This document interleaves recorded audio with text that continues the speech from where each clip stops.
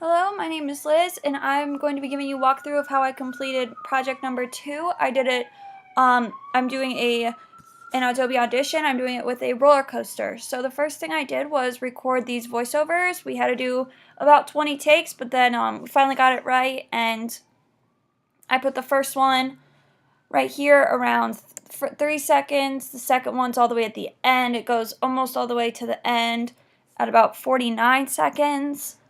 I didn't edit the voiceovers because I didn't really feel like I needed to. So then my next step is I put in the track for the actual roller coaster. I had it divided up. As you can see, I cut it up a couple different times. But to make sure that it all flowed together, I overlapped them so that one kind of flowed into the next. I used a lot of changes with volume to correspond with the voiceover.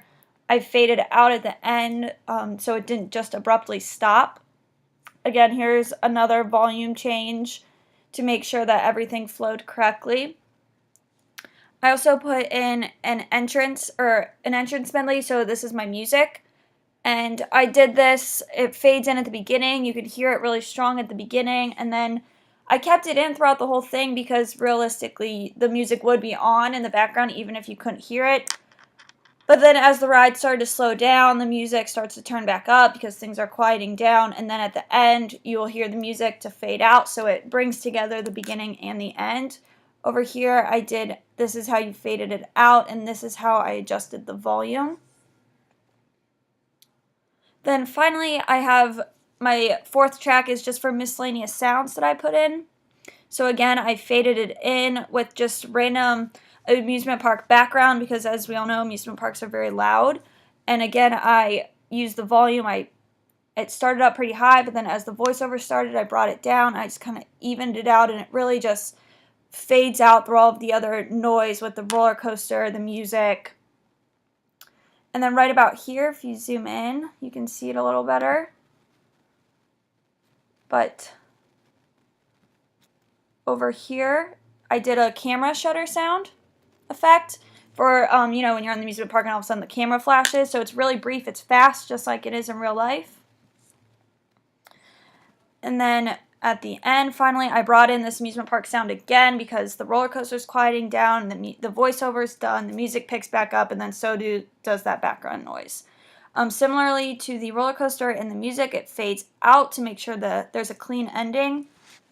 And again, with the volume, once the voiceover ends, the volume starts to go up a little bit. So I had 4 tracks. I color-coded them so I knew which was which. I have a voiceover, music, and 3 sounds, the roller coaster, the amusement park, and the camera. I use the levels a lot to make sure that everything stays around -12. Sometimes it goes to -6, sometimes around -15, but for the most part it is around -12. I use this a lot to keep track of which files I have that I need to put in. I use my history a lot to go back and forth. I made sure I saved every couple minutes. I really like to use this razor tool. It really helped me. I could listen and I could cut right away, and then I could go back in and delete when I needed to. I didn't really use the slip tool as often as I used the razor tool. I just found the razor tool to be easier. So finally, after I was done working, I went in and I clicked File, and then I clicked Export, and then Multi-Track Mixdown, and then I went through and saved it as a .wav. And then finally I uploaded it to SoundCloud. And that's how I did my project too. Thanks.